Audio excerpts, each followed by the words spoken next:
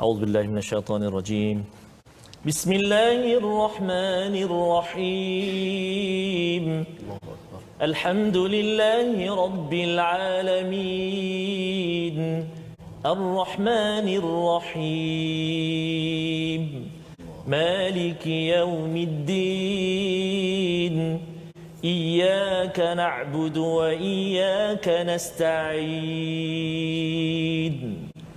اهدنا الصراط المستقيم صراط الذين أنعمت عليهم غير المغضوب عليهم ولا الضالين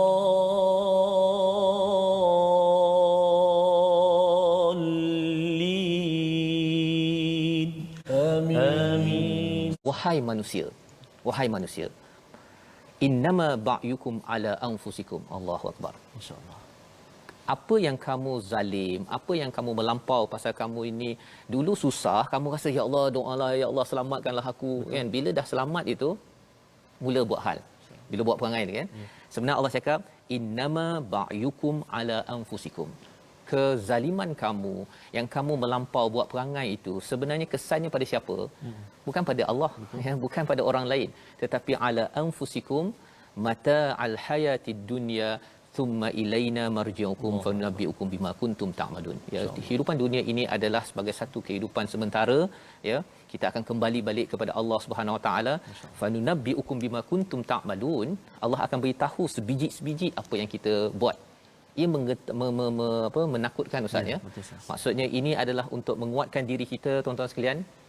Allah memujuk kita, kalau katakan kita dilanda pelbagai cabaran waktu ini di organisasi, di peringkat negeri, negara, dunia ataupun keluarga kita, kita harap kita tak adalah jadi macam orang yang ada dalam ayat ini. Di mana bila susah tu ada Allah. Ada Allah, ya, tetapi bila dah mula selamat, ya, rasa dah boleh bercuti balik, ya, akhirnya melampau batas. Dan kita tidak mahu kita jadi orang yang sedemikian, kerana Allah cakap ba'yukum ala anfusikum, kesan kelalaian, kezaliman itu adalah kepada diri kita. Dengan doa kita, subhanakala ilmalana illa ma 'allamtana innaka antal alimul hakim. Maha sucimu ya Allah, tidak ada ilmu kecuali yang Engkau ajarkan kepada kami, sesungguhnya Engkau yang maha mengetahui, yang maha bijaksana. Rabbi zidni ilma, ya Tuhan kami, tambahkanlah ilmu untuk kami. Allahu akbar, Allahu akbar. Saksikan sinopsis kita pada hari ini, iaitu daripada ayat yang ke-21 hingga ayat 23. Kita akan melihat kepada kebiasaan orang-orang kafir melakukan tipu daya, keras hati, membangkang dan tidak adil di dalam kehidupan. Dan kemudian pada ayat 24, kehidupan dunia mudah hancur dan tidak abadi, dan seruan daripada Allah Subhanahu Wa Taala pada ayat 25, ya, iaitu seruan kepada Darussalam, negeri yang penuh kesejahteraan, adalah satu tempat di akhirat sana nanti.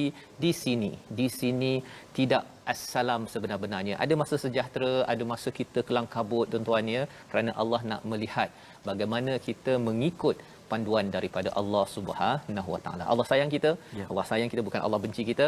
Mari sama-sama kita melihat kalam kasih sayang daripada Allah. Allahumma arhamna bil Qur'an.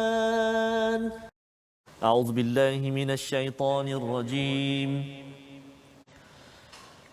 Bismillahirrahmanirrahim. وَإِذَا أَذَقْنَا النَّاسَ رَحْمَةً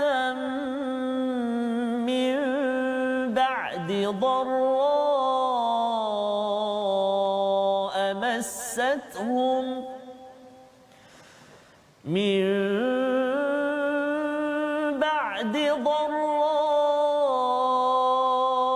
مَسَّتْهُمْ إِذَا لَهُم مَّكْرٌ فِي آيَاتِنَا قُلِ اللَّهُ أَسْرَعُ مَكْرًا نكرا إن رسلنا يكتبون ما تمكرون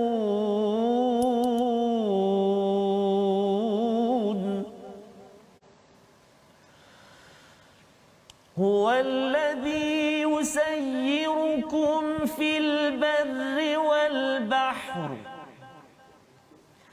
حتى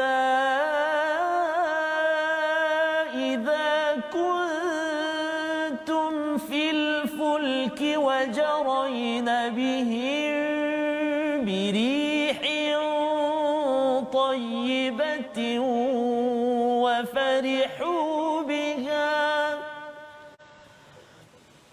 وفرحوا بها جاءتها ريح عاصف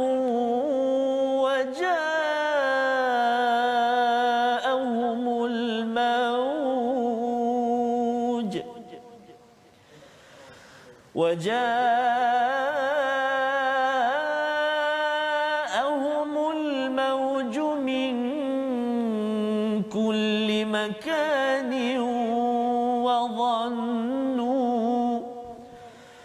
وظنوا أنهم أحيط بهم دعوا الله مخلصين له الدين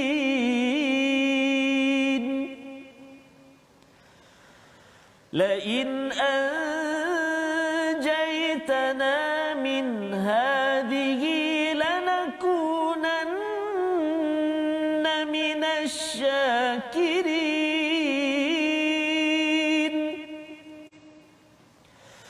فلما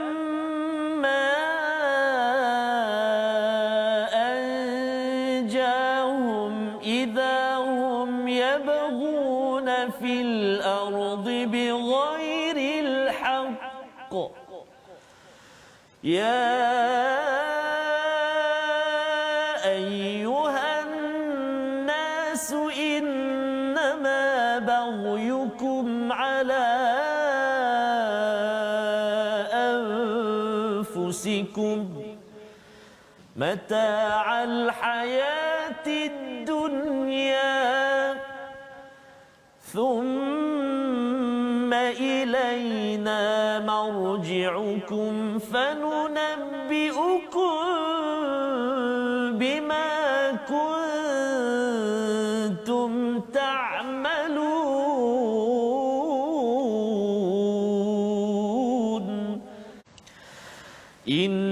إنما مثل الحياة الدنيا كماء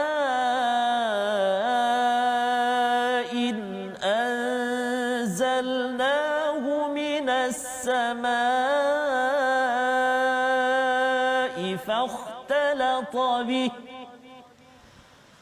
فاختلط به نبات الأرض مما يأكل الناس والأنعام حتى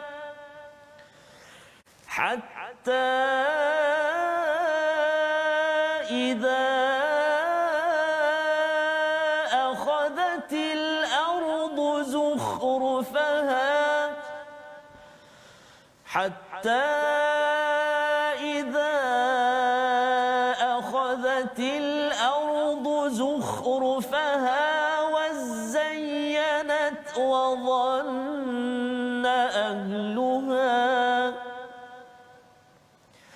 وظن أهلها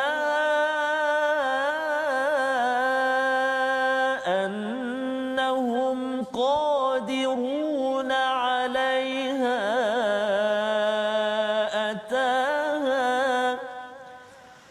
أتاها أمرنا ليلا أو نهارا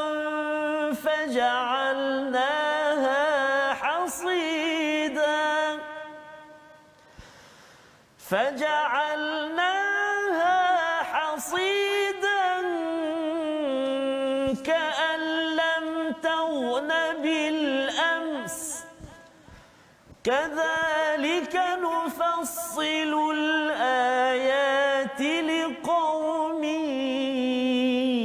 يتفكرون والله يدعو إلى دار السلام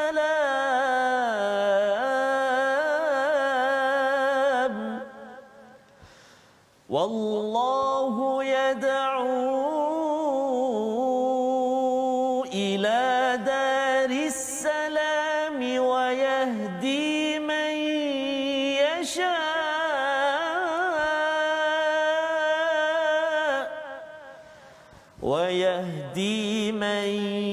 يشاء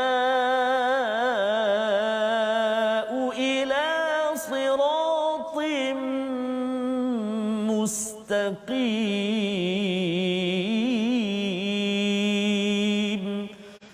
صدق الله العظيم.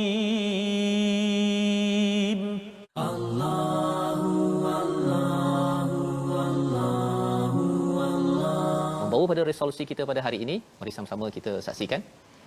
Yang pertama, sentiasa bersyukur dengan rahmat Allah dan jangan menentang agama.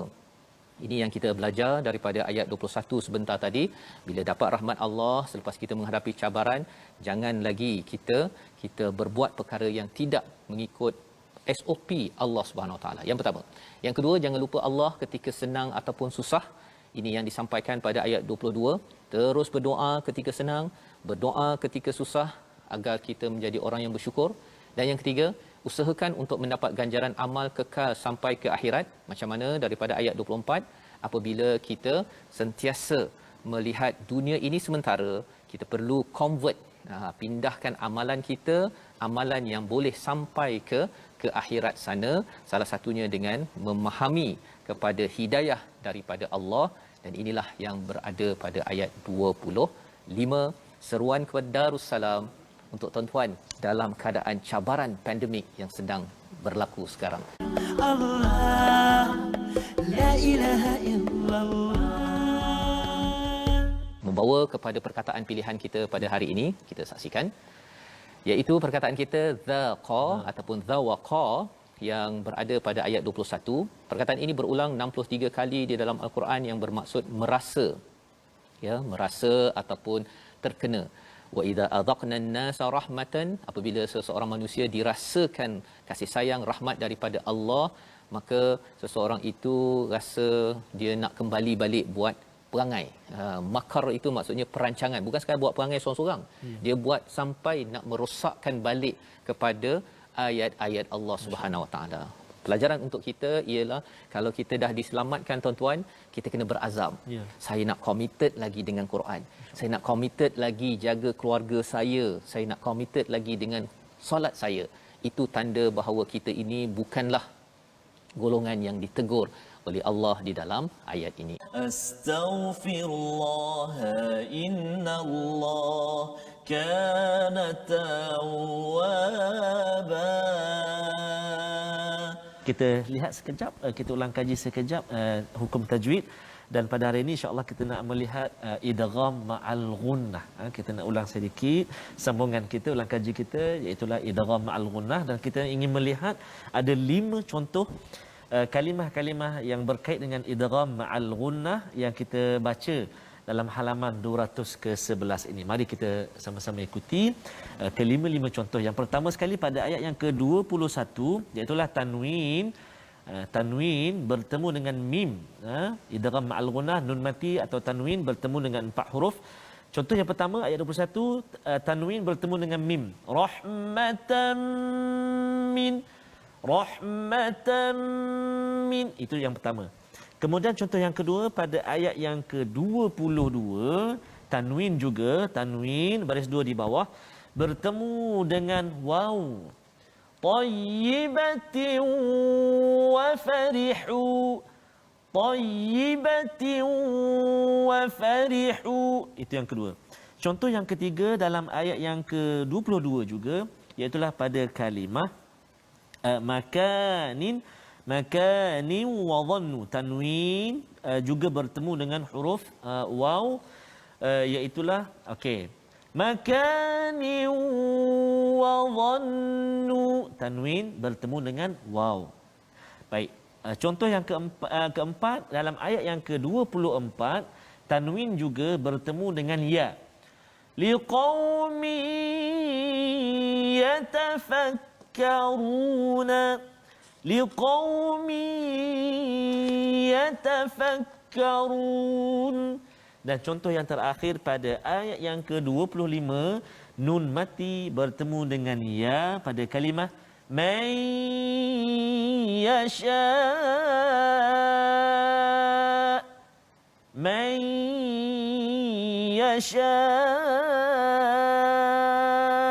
iaitulah nun mati ataupun tanwin bertemu dengan empat huruf ya, waw, mim, nun, idgham ma'al ghunnah. Bacaan dia macam mana? Bacaan dia dengan dengung dua harakat. Masukkan bunyi nun atau tanwin ke dalam huruf yang dia jumpa tu, empat tadi, ya, waw, mim atau nun, dengan dengung dua harakat. Cumanya Ustaz, hati-hati pada huruf waw. Bila bertemu dengan huruf waw, kita kena hati-hati dengung dia, kan? Contoh, tayyibatin wa, tayyibatin wa. Sebab kadang-kadang ada yang malu Ustaz. Tayyibatin, dia tak, waw tu dia tak jelas. Tayyibatin wa, itu contoh untuk tanwin bertemu dengan waw. Jadi itulah kelima-lima contoh idgham ma'al ghunnah Ustaz.